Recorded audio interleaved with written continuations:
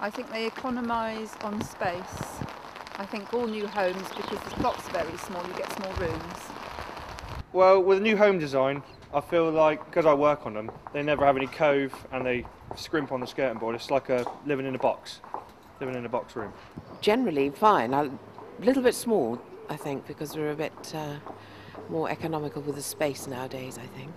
New home designs, quite strongly actually. Yeah? Any opinions? I think it's all about how they fit into the community, as well as actually design and functionality.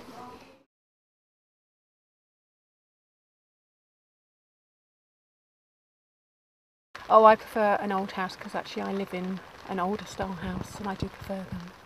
I like the design of old homes. I think the aesthetic values are great, and I think that's where we fall down in this country on new homes. I think they've become too much of a box and they have no distinctive design patterns to them. Oh, I think they have to reflect the character of the area they're built in and using the materials of the area.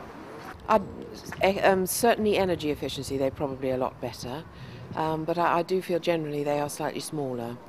I don't think they're very well built, particularly. I don't know, I think old homes have stronger structure and better walls and soundproofing and things like that. Cupboards, space generally.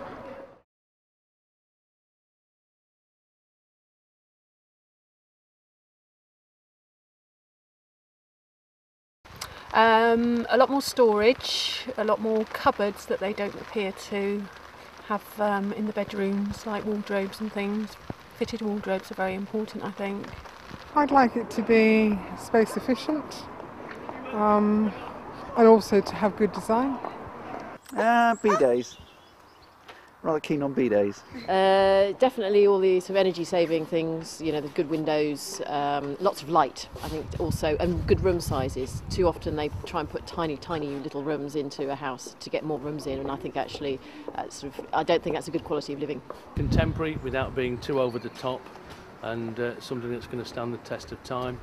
Kitchens, bathrooms especially, so granite top kitchens, good lighting, and bathrooms that are functional, and a little bit more than just the old-fashioned bath. You need shower, and space.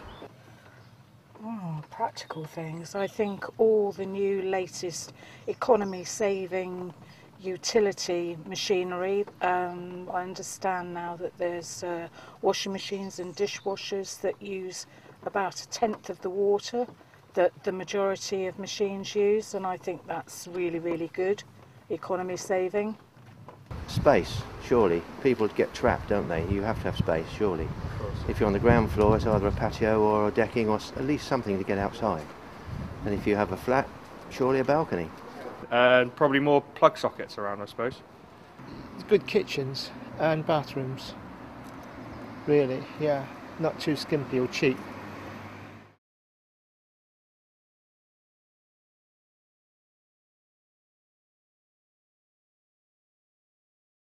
I've lived in Australia now 6 years. Different house design. The main room there is called a family room, which normally encompasses a meals area, the kitchen, and a sitting area. That becomes the central point of the house. The fashionable and au fait word at the moment is the theatre room. So we have a designated TV area with the plasma or the LED on the wall, cinema seats, etc., etc. Well, I suppose it would be the bedrooms and lounge, but you do spend a lot of time in the kitchen. It's hard to tell. In the lounge, kitchens, and that, yeah. My living room? Well, I think I spend my time equally between all the rooms, being a woman. The kitchen, the living room and the dining room, and then the bedroom, of course.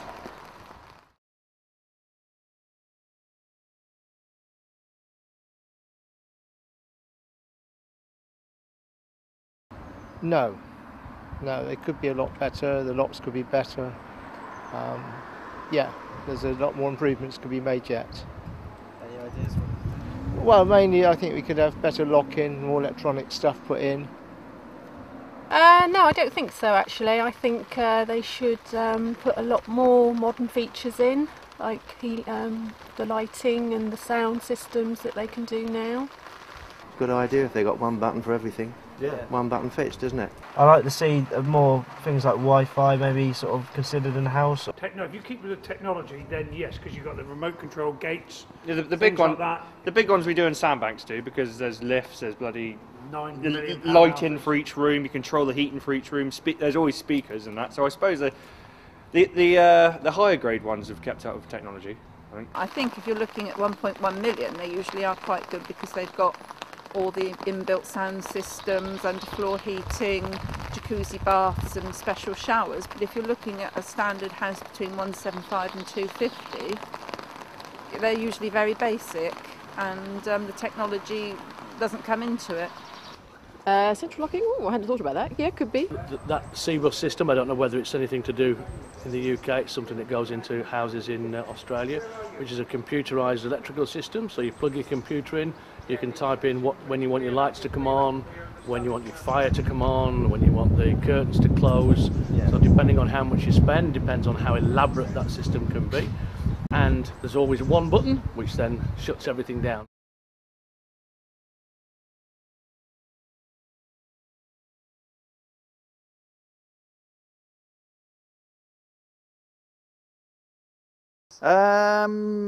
Last new home I owned was 30 years ago, and yeah, they were pretty good.